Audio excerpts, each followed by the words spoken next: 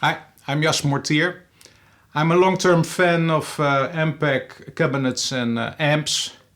And I built my own Ampeg style cabinets. I got another video about the history of 810 cabinets and the difference between the old early 70s original Ampeg speaker versus the reissue Eminence speakers you can still get today. But check out that video if you like that.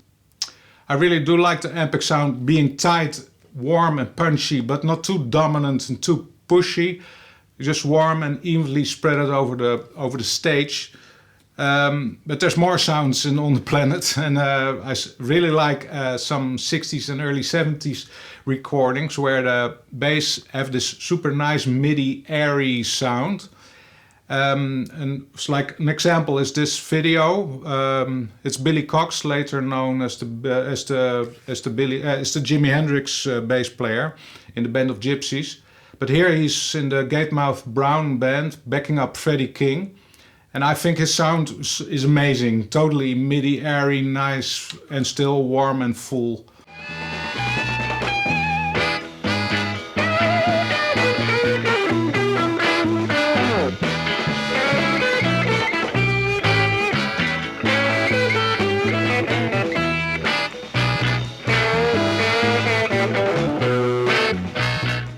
I think he uses a dual Showman cabinet. You can see it's a short part of the clip. You can see it tilted in the back. You can see a Fender amp for sure, one of those piggyback amps, and I think it's a dual Showman. That's 85 watt tube amp, so that was fairly powerful for the time.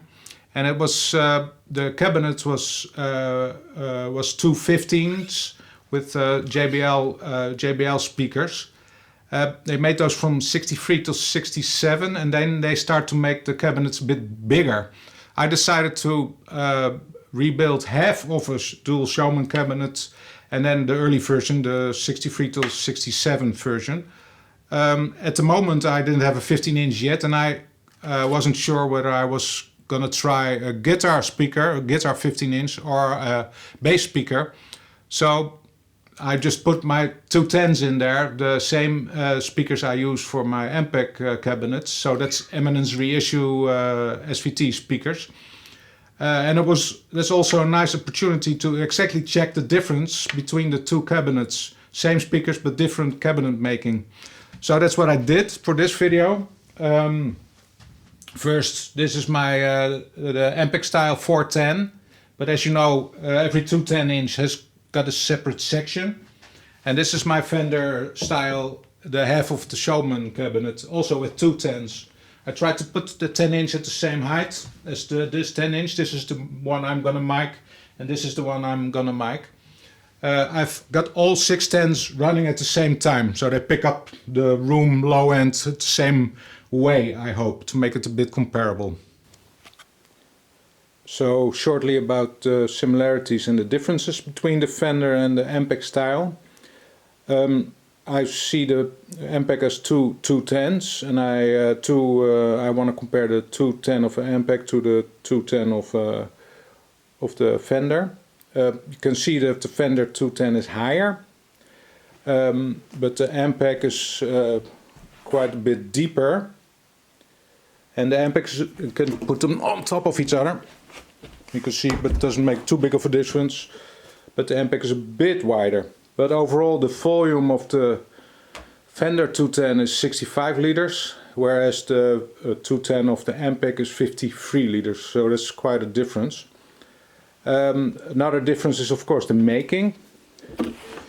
The Ampeg being made of plywood, 18mm birch Arctic plywood, so that's pretty heavy. You can hear it too, it's sturdy, heavy, and that's making it, giving it a tight sound, I think. And also the front and the back are glued in the whole box, so it's one sturdy cabinet. Whereas the Fender is made of solid pine, that's way lighter than the plywood. And the front and the back baffles are not glued but screwed in there, so you can just easily take them out, making the whole construction different and also the sound less tight, I think. And the front and the back baffles are made of plywood too, but then 12mm plywood. So this is the back, You can get it out and you have an open back configuration if that's what you like. For bass I like it closed. And this is the pine. This is pine. In my other videos I got some comments about having a very traditional old school sound. I always use flat wounds, for instance, and I like a dry sound with not too much treble. But so for this I took my maple neck precision, gets a bit more bite. I got fresh round wound strings this time, and I cranked the highs on my amp a little, so to get a bit more modern sound.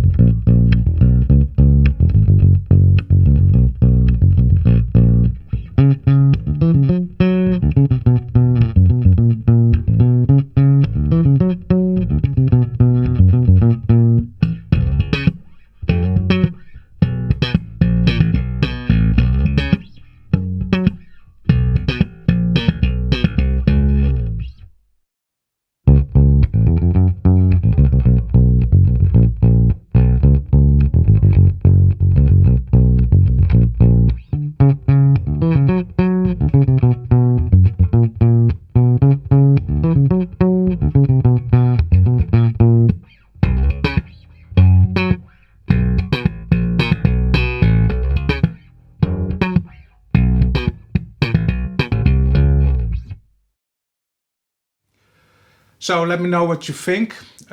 What I hear, both in the room as on the recordings, is that the Fender style seems more neutral. It's fresher in the highs, and it doesn't have that tight low end from the Ampeg, but it's more open. I was totally surprised because I close mic'd it, so you would say that the speaker would dominate the character of the recording. And in a room where you get the whole effect of the cabinet, then the difference would be bigger. But also close mic'd, I really was surprised about the differences. That the whole frequency just seems to shift up a little. So from less lows and more highs. And I think it's nice highs, it's natural highs, not tweeter-like highs. So the combination, normally I put the cabinet on top, so I have a 610. And the combination really sounds nice, a bit more modern than just the 810 Ampeg cabinet.